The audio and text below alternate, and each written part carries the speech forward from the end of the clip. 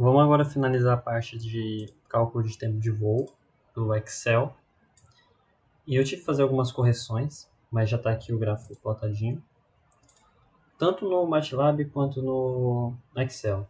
Eu deixei anotado aqui no bloco de notas. Primeiro, ali no MATLAB, na decolagem, o D estava sendo calculado com CD0. Vamos aqui para o MATLAB. Então aqui, onde deveria ser CD, estava CD0. Aí os valores não estavam batendo. Segundo ponto, a aceleração não estava como vetor para aqui. Então, por exemplo, teria que ter um ponto bem aqui na aceleração. Assim como tem que colocar para aceleração na decolagem e aceleração no pouso. Então, deixa eu andar aqui de novo.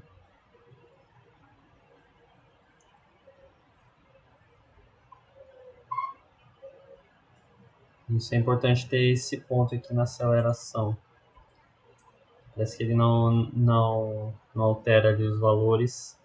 Vai considerar isso daqui como um vetor, que é. E o último ponto, que a descida estava para máxima autonomia, só que tem que considerar o máximo alcance. Isso era aqui no Excel mesmo. Tempo de descida planeio, a ideia é de máximo alcance, não de máxima autonomia. Então aqui em descida, então aqui ó, descida AB9, planeio descida, que é máximo alcance. Tinha que ser utilizado isso daqui para considerar que você está consumindo o máximo de combustível possível para atingir a maior distância possível. E faz sentido aqui, é uma questão mais de segurança. Você quer passar mais ou menos tempo no ar. Melhor você apostar que você vai estar passando mais tempo no ar. Então tinha que utilizar isso daqui. Até o Miranda comenta aqui, eu tive que ler novamente, o máximo alcance, utiliza para o cálculo de TD. Vamos voltar aqui para o tempo de voo. E eram essas 4 alterações que eu tive que fazer aqui. E aí eu só organizei mais um ponto, que foi, apesar da gente obter os mesmos valores para CD, L e D, que D vem de CD, e L fica repetido porque repete-se de certa forma por conta do cancelamento aqui da densidade. A gente tem um C2 aqui, e o C2 é VL0, é 1.2, V de stall. E aqui a gente tem 2 vezes o peso, e nos parâmetros aqui pela parte de baixo a gente tem a densidade.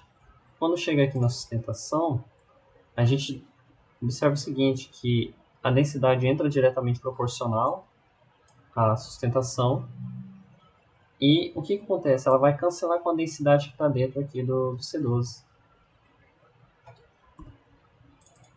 Então, por esse motivo, não há alteração. Apesar da gente ver que está alterando ali com a densidade, existe esse cancelamento aqui.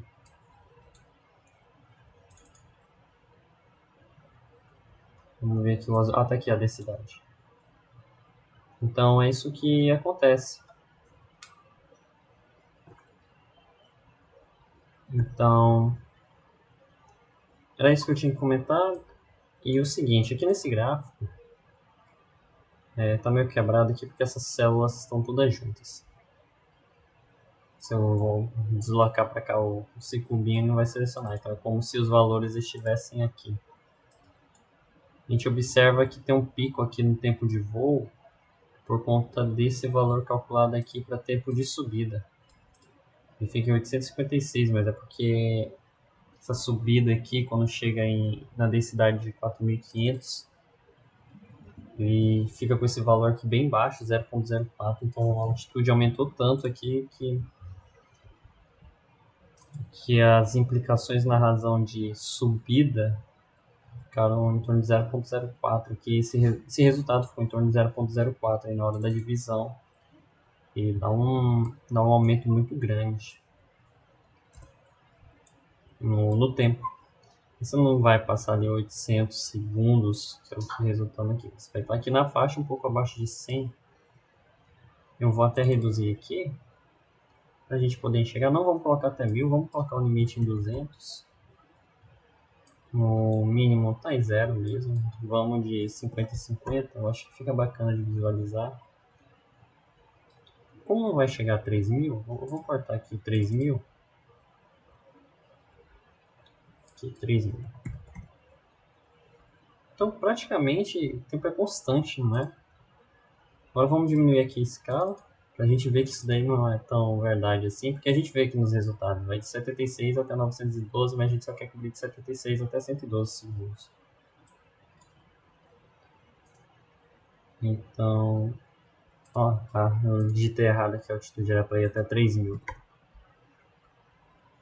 Depois ele sofre aqui uma queda acentuada. E depois aumenta. Deixa eu pegar todos os pontos. Temos três pontos principais aqui. Depois tem esse aumento. 76. 85,39. Eu vou fazer isso aqui de um jeito mais decente para que fique mais correto. Não precisa duvidar aqui dos valores.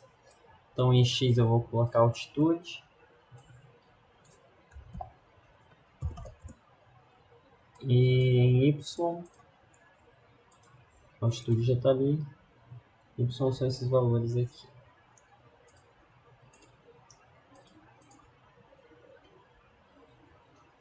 Então vamos ver, tá. Agora está aparecendo o que eu queria ver, 0,76,2. Depois 1585,39. E o próximo 3112. Eu não sei por que o gráfico faz essa curva aqui, ao invés dele somente aumentar. É o que faria mais sentido no caso. Então eu realmente não sei por que ele faz essa curva aqui para baixo, olha. Mas é isso. Os resultados aqui já estão tranquilos. O Miranda faz somente para nível do mar, mas você vê que conforme a altitude aumenta, esse tempo aumenta também, o tempo de voo. E no caso, a análise seria necessária seria feita, na verdade, somente para 1500 metros. Você pode somente fazer para 1500 metros porque a altitude e densidade São José dos Campos. E aí você faz os cálculos somente para altitude e densidade, sem problema. Pelo menos é o que eu acredito ser mais crítico, que aqui você vai estar precisando de 85,39 segundos de voo. Aqui é 1 minuto e pouco, eu tinha me enganado, eu acho que em algum momento eu falei 5 minutos, eu acho que nos piores casos chega a 5 minutos, eu acho que uma bateria nem aguenta isso tudo. Então deve ser o máximo 3 minutos, uma aeronave dando ali uma volta. Olha só que o Miranda comenta, o tempo total, 75 segundos, encontrando a solução é sempre bem próximo do real durante os voos da competição do aerodesign. Então a gente considera aqui o mínimo e o máximo, vamos dizer assim. E a diferença entre os dois é 10 segundos praticamente. Então a gente fecha essa parte aqui do tempo e vamos finalmente finalizar com a carga útil na próxima aula.